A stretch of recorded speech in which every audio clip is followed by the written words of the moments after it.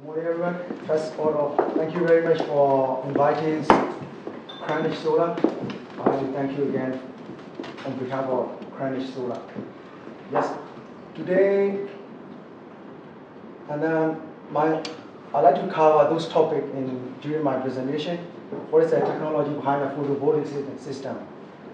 And then how important, what is the inverter play the role in PV system? And also, how you should mount the modules on the rooftop, what is the benefit of using solar energy instead of comparing other fossil fuel, and what is the future technology, and then about how much we are talking about efficiency, the cost and everything. I will cover during my presentation. Yeah, when we say solar system, people are confused, can I have solar panel, but when you say it could mislead to the solar panel. There are two different systems. One is a solar photovoltaic, and the other one is a solar thermal. You say, what is a solar thermal? What is the difference? Solar photovoltaic is a photovoltaic. Is originally came from Greek word. Photo is a light conversion. Voltaic is electricity. You can see here. And solar thermal is only for the water heating, like for the heater or for the hot water. Yep. So now I'm going only to specialize in photovoltaic system. Yes. In photovoltaic system, we have a grid connected and a standalone system. Grid, and then you will say, grid connected, and what is the difference? Standalone. Grid connected, you got a PV on the rooftop, and then you generate electricity, then send it to the inverter. The inverter will convert DC current to the AC, and then send it to the grid. So you store all the energy in the grid, or utility, you call it national grid. But for the standalone system, whereby you don't need it in Europe. Many Europe you don't have a power cut. Probably in Asia or where remote area in Africa or somewhere like that, you can use it. Or holiday home, you can use a standalone system. But in UK or in Europe, we only go for grid connected. So for the standalone system, just briefly, I'll tell you, the photovoltaic, the solar module will generate electricity and assign it to the charge controller. You need a charge controller, and then all the power, they will be stored in the battery, not on the grid. And then the charge controller will protect overcharge and discharge.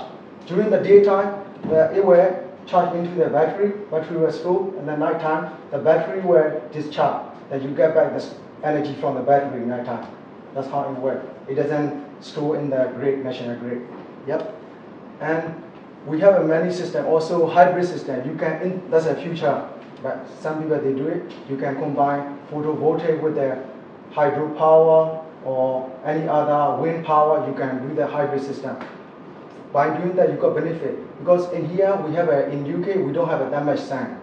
People say we don't have sun. How can you generate? We don't need the sun. We just need the light. Light travels through the earth. Yeah, through the atmosphere cloud.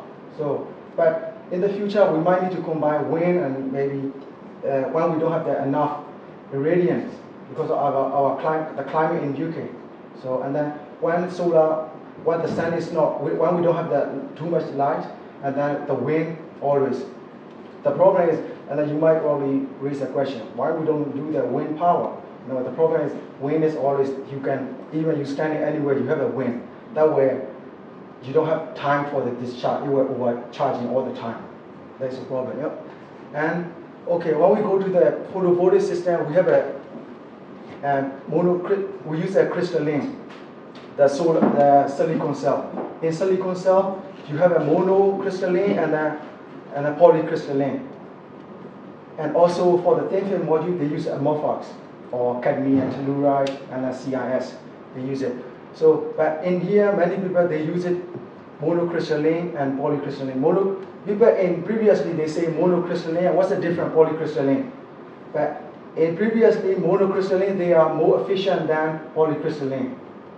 But nowadays we don't, in industry we don't say it's almost efficiently the same because technology has been improved. So and also amorphous thin film module. What is it? But for an amorphous thin film module is the very low efficiency. It's 6 to 8%. We don't need it. We don't have that much light as well. But one thing advantage is like when you use a thin film module, it works even under shading. when you put the mountain module on the top rooftop, you have to avoid all the shading, the trees and everything from the building shading. If it is under the shading, the module under the shading, it won't work at all. So yeah. Okay, let's see what is a monocrystalline and a polycrystalline. What's the difference? Monocrystalline, they are cut from a chunk of silicon cell. Yeah, and then into silicon. Their efficiency are between 15% to 18%. It's just a roughly anyway. But normally you can see that they are a little dark blue or black with the air, and then without air they are gray. Polycrystalline.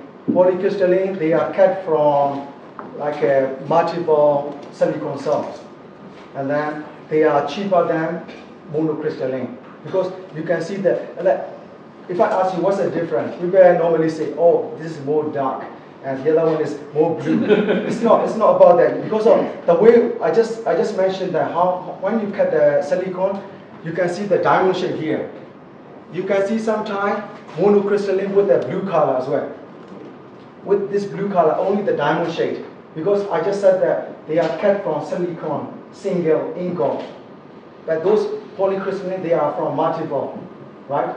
So that's why the shape is different. You can have a square shape. And the other one, monocrystalline, you cannot have at the moment, from day to day, you cannot have the square shape. It will still have a diamond shape in between. Okay, and I'd like to go through a little bit behind the panel, about the technology behind the panel. So those solar cells, they produce about 0.5 to 0.6 voltage. So in order to get a bigger output voltage, and then you need to connect it, electrically connected. We call it bus bar. You can see like this one, 1, 2, like you solder it, and then you connect together in series, and then to get a higher voltage and a higher power output. Yep. And also, if you are professional enough, and then you see the panel from the distance, you can say whether they are 72 cells, 38 cells, 60 cells. And then we can say, because I will teach you now, you can count 1, 2, 3, 4, 5, 6. And then across how many? 1, 2, 3, 4, 5, 6, 7, 8, 9, 10, 11, 12. 12 multiplied 6. 72 cells? Yep. Let's go another one. If you count it the same, 10 across 6, I believe, that will be 60 cells. Yes? So when you go to the exhibition, you can see, oh, this is a 60 cell. I counted. So, okay. I'm not going too far, or how silicon you make PN junction. I don't have time for this really. So that's all you need to know. That's solar module.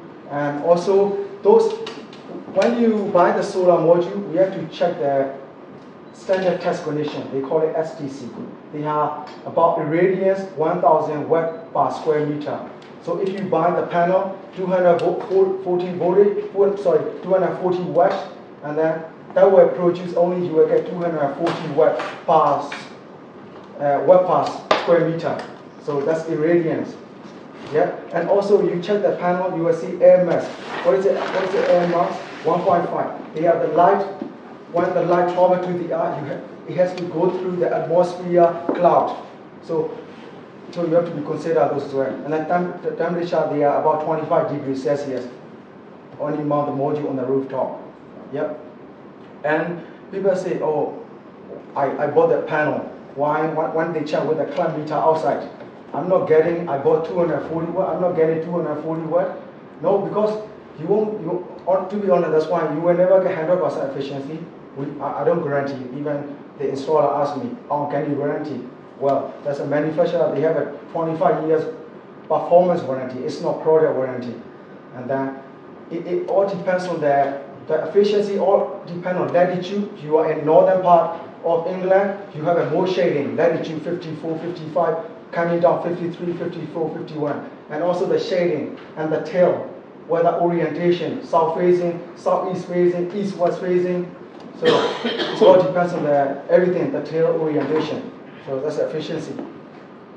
Okay, that's how you make it. Polycrystalline. Here it's a monocrystalline. You make it from multiple silicon cells, and then multiple silicon. You make it the wafer. After that, you make the cells. You wire with a bus pass, and then you make it the module. We call it in photovoltaic, we don't call it solar panel, we call it PV module, photovoltaic module, solar modules, instead of using a word solar panel. Solar panel probably solar thermal, they were probably called solar panel. And that's a monocrystalline. How they make, they produce, they cut it with a wire saw, and cut it from single ingot, and then silicon cell to the wafer, and then you make it to that, and then you put that, you solder bus bar and a cell, and then you make it a panel, monocrystalline. And that's a standard test condition I just mentioned earlier, 1,000 watt per square meter. It's a light density. Air density is at 1.5, module temperature 25 degrees Celsius. And it's very important to check, when you find the panel, you need to check open circuit voltage and a short circuit current. Because of DNO, they wouldn't let you do it if you are going, you need to make an application for DNO, which is a distribution network operator. And if you are going farther than 3.68 kilowatt, it will be G59. You have to make within the G83 for inverter, it has to be up to 16 amp. More than 16 amp, you have to go for G59 certificate. So we got in here for inverter, G83/1, G59/1. For the module, all the module, whatever in UK market, they must have a MCS certificate, micro generation certification scheme. Yep. And let me talk about the inverter. What is the inverter? Without inverter, can I not just get my electricity, solar panel, generate electricity, go to the light bulb? What's going to happen? If you have more light, it will increase the current and blow the bulb. So you need to have an inverter. What inverter does? They convert from DC current to the AC current. And also, I will tell you about MPP. What is it? The MPP role, how important is it? MPP tracking is very important. Also, the inverter does is automatically shut. For example, if you have the grid, they have a power fault or whatever faulty, and then so the inverter will shut down so that it won't affect to the reverse current going back to the panel and then blow up all the panel. Then you're going to lose all the money you invest. So that's why you need the inverter as well. Nowadays, the inverter is very important for when you say efficiency, it's not only about the module efficiency. The whole system will be like, you have to think about the module, inverter, and also mounting system. Those three, the main important things. If the inverter has an MPP tracker, what is the MPP tracker? Maximum power point tracker. And then when you buy the module, they have a maximum power point voltage and maximum power point current. The MPP tracker is very important. It will track to the optimum, the best performance of the voltage and current of the PV array on the rooftop. When you have the irradiance, you have a voltage, you have a current. And then this MPP tracker will track the optimum of the yield. In order to get the best yield, you must have the MPP tracker. The inverter has an MPP tracker. Yep. That's very important. But nowadays, technology has been very improved. You can also even have a monitoring system, the small desktop monitoring system that can communicate with the inverter via wirelessly. You can monitor what is it, how much irradiance, everything on the rooftop. So it's very good. Yes, let's get the whole system. That's the whole system you will see. And you will see solar panel. I just show you, maybe did you look at the back? You have a two string, polarity plus and minus. Yes. So when you say in industry, we say that if you want to get a higher voltage, you have to wire in series to get a higher voltage. But if you want to have a current increase, you have to wire in parallel. That's in too much in detail, maybe you're not interested. But it's really good to know, you should know, all the installers, they just wire and then call me, series. Oh, my inverter is not working, how did you wire? I wire 4 panel in series, 4 panel in parallel. But okay, 4 panel is fine, you get a voltage, enough voltage, but in order to get we have to check MPP voltage, the startup MPP voltage in the inverter. The inverter is, let's say, you have a 300 voltage in the data sheet, spec sheet, whatever you call it. Now they say start at voltage to kick the inverter, kick in the inverter in the morning. Start at the inverter in the morning. You must have a 350 voltage. In this case, you have to check all the open circuit voltage I just mentioned earlier. Behind the panel, you will see open circuit voltage. For the 60 cell, you will see 36.8, maybe 72 cell, 43 point something. So you have to check whether I show wire. You just multiply, 4 multiply 36.8, how much? Okay, is it enough for 350? If it is not, I have to put another panel. That's why you need to know those things as well. All the open circuit voltage and everything. Okay, and then let's say you wire together, and then you will have the first here polarity plus, let's say, and then minus here. But you still need a solar cable because you mount the module in portrait, let's say in vertical. The module, the end minus is there, plus is here, polarity. You need the cable to come here if your cable is going down to the inverter. So you need the solar cable. And then in order to get an MCS now, all the inverter nowadays, it has a DC switch inside, integrated. But still, the DNO will ask you to put the DC isolator. Just in case of the emergency, you don't need to do that. Let me show you. We call it DC connector, DC switch. You just pull out that one, and then there's a switch there. You just disconnect it. We call it ESS, electronic solar switch.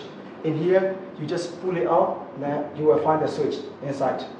But you don't have to do that. You don't have to touch the inverter. In case of emergency, you just switch out DC isolator down. That's it. And then it won't affect any to the panel. And then you must have one AC isolator after the inverter as well. And then generation meter. If you are feeding in, if you are on grid, feed in, feed out. But you can also see how much you sell to the DNO, how much you feed in to the grid. You can also see in the inverter as well, how much CO2 emission CO2 you reduce today as well. Everything you can see. But if you want to see with the big screen, nowadays we have the monitoring system as well. Everything you don't have to be at home or in UK. You can go to the Africa or Asia and then sit down and then on the beach and watching your system, how much you are generating and then how much money I'm making. Oh my God! Okay, I'm sitting on the beach and have a beer. Look at this! I invest that much money. You can see from their website. Yeah, nowadays. Okay, and roof mount is very important. How many roof mount? You can mount integrated roof, aerial or non-integrated, which is there on the roof. Or for the flat roof, 0 degree inclination. If you mount 0 degree and then you just mount panel like this, you will never get the energy, power, because your heat is very bad. And ground mounted, if you have in the garden or in the big field, solar park, you use a ground mounted. Let me show you the sun picture. That's integrated system. You have to remove all the ties, whatever flat tie, roof tie, anything, and then you put this, what do you call it, flashing, and then you mount the module. So it looks nice, but more expensive than on roof system. They are in roof, and we call it the other one is on roof because they look very nice. You remove the tie, it will be the same level with the tie. Yep, that's the in roof, and then that's the on roof system. That's a normal pan tie roof, but where it look like German pan tie roof. And that's how you make. You have to remove the tie, and then you have to, whatever you call, I call it roof hoops, or you can call it bracket or roof fastener. You can call this one. You have to remove. You must fix onto the rafter. You cannot fix on the back tank. Back tank are very small. Even in England, comparing to Germany or any Europe country, the rafter here, absolutely very small. It's very small, so we have to be very careful because the strength of the rafter. If you put too much, that's why we normally recommend to fix 3 screws into the rafter. Otherwise, you're going to break the rafter. Rafter too small. And you have to know the span length. In here, probably 400 millimeter apart. The space in rafter. That's how you fix it. I'm not going into too much detail. And if you have a corrugated roof, no problem. You don't need to remove. You cannot remove corrugated sheet, the whole sheet. You just penetrate with the bolt, rafter bolt or hanger bolt to the piling. Yep. And that's how you fix. And for the flat roof, if you have a flat roof, for like a commercial roof, normal domestic roof, you can't hardly find flat roof, or maybe some. Yeah, but you have to mount, at least in here, we will say 35 degree inclination, because we are south facing. But don't worry, if your house is not south facing, if it's east west, you say, am I still getting, if my PV will stay generating electricity? Of course, yes, you will. But the sun rise, in theory, the sun rise, not in theory, from the east, and then goes down in the west. So from the, when you have the like different orientation, but in the morning, the sun will hit to the east, the panel from the east. But in this case, that's why how important is the MPP tracker. You have to find the MPP, the inverter, which has a 2 MPP trackers, or you must have a 2 inverters. So that in the morning, 1 MPP tracker, you wire those panels from the east, the panel from the east, you wire to the 1 MPP tracker. And then from the module from the west, you wire into another MPP tracker. So 1 MPP tracker will track the optimum from the east, and then the other one, probably afternoon time, they will track from the west. That's how important MPP tracker. So yes, so normally those flat roof, you should increase your inclination. You cannot, please do not just mount straight. You will not get any energy. There you go. And then, but the problem is you have to put the ballast, otherwise the wind will lift it easily. Yep. In order to calculate ballast, you need to know whether you are near the sea, how high is your building, you're on the hill, everything. And that's ground mounted. You can do ground mount as well, like a solar power in the garden. You can do it as well, but you need to have a foundation or drilling foundation. They are more expensive. You need a pull-out test, a lot of pull-out tests as well. But for the foundation, this concrete foundation, they are more cheaper. When people ask installer, they ask me, oh, can you give me how much should I dig? Well, I don't know where is your location. I never see what ground look like. How the ground is soft or is it strong enough? We need to know whether the pull-out test how much. But in a rule of thumb, I say 3 feet. You have to dig into that for the foundation. It's like this. Okay. Thank you for your kind attention. I hope it's interesting. Thank you.